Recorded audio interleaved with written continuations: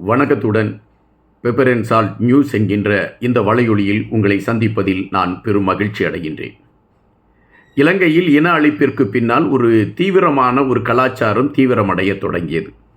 அந்த கலாச்சாரம் மக்களை பயங்காட்டக்கூடிய ஒரு கலாச்சாரமாக இருந்தது. அந்த கலாச்சாரத்தின் பின்னணியை நீங்கள் பார்ப்பீர்கள் என்றால், யாராவது ஒருவர் வீட்டை விட்டு வெளியே வருவார். வெளியே வருகின்றவர் ஏதாவது ஒரு வாகனத்தில் அவர் கடத்தப்படுவார். அதன் பின்பு ஒரு 2-3 நாட்கள் கழித்து அவருடைய உடல் எங்காவது கண்டுபிடிக்கப்படும். அப்படி கண்டுபிடிக்கப்பட்டவுடன் பாதிக்கப்பட்ட உறவினர்கள் ஓடோடி சென்று காவல்துறையிடம் தங்களுடைய குமுறலை சொல்வார்கள். இப்படி எங்களுடைய உறவு இன்று இரவு வெளியே சென்றார், அதன் பின்பு அவர் பிணமாகத்தான் வந்து மீட்கப்பட்டிருக்கிறார் என்கின்ற செய்தியை சொல்லுவார்கள். சொல்கின்ற பொழுது காவல்துறை உடனடியாக நாங்கள் நடவடிக்கை எடுக்கிறோம் என்ற உறுதியை கொடுத்துவிட்டு அதற்கான முயற்சிகளை எடுத்து காவல்துறை தங்களுடைய கடமைகளை செய்வதாக அறிவித்தால் கூட, பெரும்பாலானவர்கள் அரசியல் பலத்தையும் ஆட்சியாளர்களுடைய அனுசரணையை வைத்துக்கொண்டு இந்த வழக்குகளில் இருந்து தப்பித்து கொண்டு இருந்தார்கள். இது தொடர்ச்சியாக நடந்து கொண்டிருந்த ஒரு விடயம். இன்றைய சூழலில் இலங்கையின் ஒரு முக்கிய காவல்துறை அதிகாரி ஒருவருக்கு மரண தண்டனை விதித்திருக்கிறது நீதிமன்றம் என்றும், அந்த மரண தண்டனை இன்று உயர் நீதிமன்றம் அதை உறுதி செய்திருக்கிறது என்கின்ற செய்தியும் இன்றைய அரசியல் களத்தில் மிகவும் பரபரப்பாக பேசப்படுகிறது. என்ன நடந்தது? எதற்காக இந்த காவல்துறை அதிகாரிக்கு இந்த மரண தண்டனை வழங்கப்பட்டது? இதை குறித்து நாம் தெளிவாக இந்த காணொலியில் நாம் அதை குறித்த கருத்துக்களை எடுத்து வைக்கலாம்.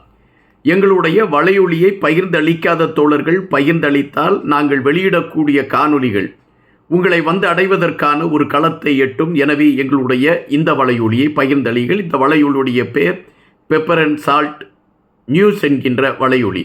எனவே இதை நீங்கள் பகிர்ந்தளியுங்கள் என்ற ஒற்றை கோரிக்கையோடு என்னுடைய கருத்துக்குள் நான் பயணிக்கின்றேன்.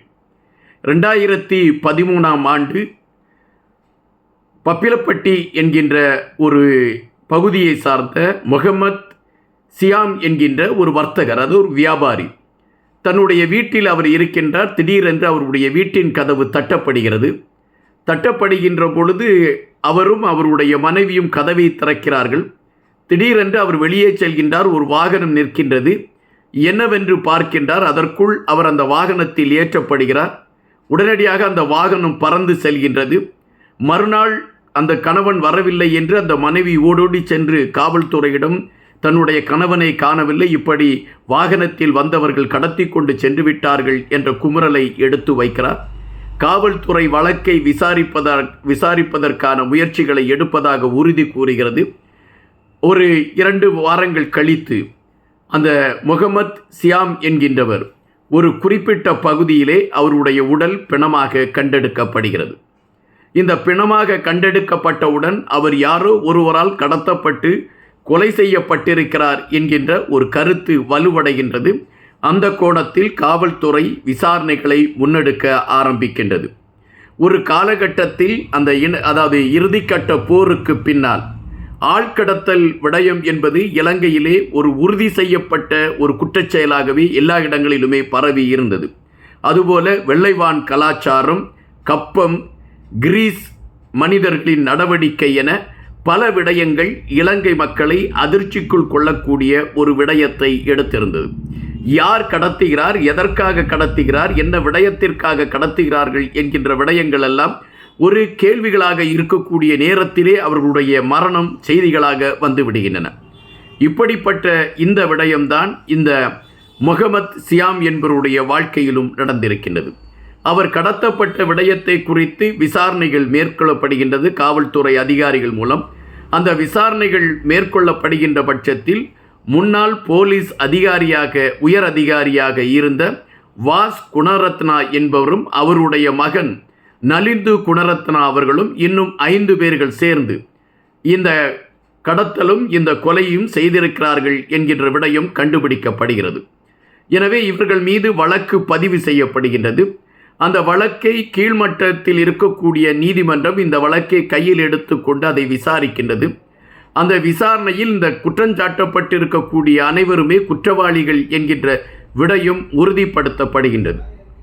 இந்த சூழலில் அதே பப்பிலம்பட்டியில் முகமது சியாம் அவர்கள் கடத்தப்பட்டு எப்படி கொலை செய்யப்பட்டாரோ அதுபோன்ற ஒரு நிகழ்வு இன்னொரு வியாபாரியான ஒருவருக்கும் நடைபெறுகின்றது.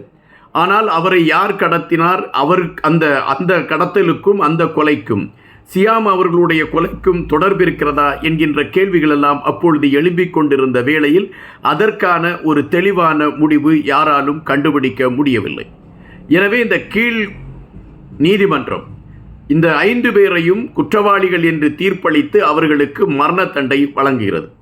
மரண தண்டனை பெற்றவுடன் எப்பொழுதுமே ஒரு குற்றவாளிகள் தங்களுக்கான தண்டனை உறுதிப்படுத்தப்பட்டவுடன் அதற்கான மேல்முறையீட்டை அவர்கள் எடுப்பது வாடிக்கை. அப்படித்தான் இந்த நலிந்து குணரத்னா அவர்களும் வாஸ் குணரத்னா அவர்களும் மேல்முறையீட்டை அவர்கள் கையில் எடுத்தார்கள்.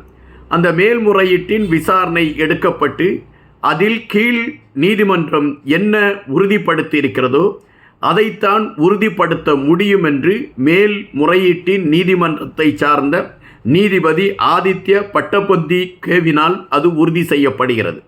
இப்பொழுது இவர்களுக்கு மரண தண்டனை உறுதி செய்யப்பட்டு விட்டது. அதாவது அந்த கொலை செய்தவர்களுக்கு இப்பொழுது மரண தண்டனை என்பது உறுதி செய்யப்பட்டிருக்கின்றது. அது ஒரு காவல்துறையின் முன்னாள் உயர் அதிகாரி என்கின்ற பொழுது இது ஒரு பரபரப்பான வழக்காகவும் பார்க்கப்பட்டது. ஆனால் இங்கு ஒரு பெரிய சிக்கலும் இருக்கிறது. ஒருக்கு மரண தண்டனை அறிவிக்கப்பட்டு விட்டால் அவருக்கு என்று மரண தண்டனை நிறைவேற்ற வேண்டும் என்கின்ற விடயம் எடுத்து சொல்லப்பட வேண்டும். அந்த மரண தண்டனை எந்த இடத்தில் நிறைவேற்றப்பட வேண்டும், அதற்கான கால நேரம் என்ன போன்ற விடயங்களை குறித்து நீதிமன்றம் எடுத்து வைக்க வேண்டும். ஆனால் இன்று மேல்முறையீடு செய்யப்பட்ட அந்த நீதிமன்றத்தின் நீதிபதி இதற்கான தீர்ப்பு மட்டும்தான் என்னால் வழங்க முடியும், ஆனால் அந்த தீர்ப்பு நிறைவேற்ற வேண்டும், அந்த தீர்ப்பு எங்கு நிறைவேற்றப்பட வேண்டும், அந்த தீர்ப்பு எப்பொழுது நிறைவேற்றப்பட வேண்டும் என்கின்ற விடயங்களை எல்லாம் உறுதி செய்ய வேண்டியது கீழ்நிலை அந்த நீதிமன்றம்தான். எனவே கீழ்நிலை நீதிமன்றம் எந்த நாளை உறுதி செய்கின்றதோ அதனை நாங்களும் ஒத்துக்கொள்கிறோம் என்கின்ற அடிப்படையில் உயர்நீதிமன்றத்தின் அந்த நீதிபதி இந்த குறிப்பை அவர் பதிவு செய்திருக்கின்றார். இப்பொழுது பாதிக்கப்பட்ட அந்த வர்த்தகருடைய குடும்பத்தினர் மனதிற்குள் ஒரு நிம்மதியை அவர்கள் பெற்றிருக்கக்கூடும். எங்களுடைய குடும்பத்தின் தலைவனை அழித்துவிட்ட உங்களுக்கு இறை சரியான ஒரு தண்டனையை கொடுத்து விட்டார் என்று அவர்கள் ஒரு மன அமைதி அடைந்திருக்கக்கூடிய ஒரு சூழல் ஏற்பட்டிருக்க முடியும். ஆனால் பெரும்பாலானவர்கள் குறிப்பிடுகின்ற ஒரு கருத்து என்னவென்றால், இஸ்லாமிய சமூகத்தை சார்ந்த ஒரு 2 வர்த்தகர்கள் குறிப்பிட்ட ஒரு மாதத்திற்குள் அவர்கள் மரணத்தை தழுவிய விடயம், அவர்கள் கடத்தப்பட்டு மரணத்தை தழுவிய விடயம் இன்று வரை ஏற்றுக்கொள்ள முடியாத ஒன்றாக இருக்கிறது என்ற ஒரு கருத்தை தான் பதிவிட்டு கொண்டிருக்கின்றார்கள். யுத்த காலத்திற்கு பின்பு இலங்கையில் பரவியிருந்த இந்த கலாச்சாரத்தில் தமிழ் சொந்தங்களும் பெருவாரியாக பாதிக்கப்பட்டார்கள் என்பதும் நம்மால் மறுக்க முடியாத ஒரு உண்மை. இலங்கை இராணுவத்தினர் விசாரணை என்று அழைத்து சென்ற பல தமிழ் இளைஞர்கள் இன்று வரை தங்களுடைய குடும்பத்தோடு இணையவில்லை என்கின்ற பொழுது இந்த போலீஸ் உயரதிகாரி செய்கின்ற அதே விடயத்தை தான் இந்த இராணுவத்தினரும் தமிழ் மக்களை அழைத்து கொண்டு போய் விசாரணை என்கின்ற பெயரில் ஏதோ செய்துவிட்டார்களோ என்கின்ற ஐயம் இன்று வரை பலர் மனதிலே இருக்கின்றது. தொடர்ச்சியாக போராடி கொண்டு இருக்கின்றார்கள். ஆனால் அதற்கான விடையும் கிட்டவில்லை என்பதுதான் வருத்தமான பதிவாக இருக்கின்றது. இலங்கையில் ஆழ்கடத்தல் என்பது அங்கீகரிக்கப்பட்ட ஒரு சடங்காகவே ஒரு சமீப காலங்களுக்கு முன்பு வரை இருந்தது என்பது மறுப்பதற்கு இல்லாத ஒரு செய்தியாக இருக்கின்றன. நன்றியுடன் இன்பா.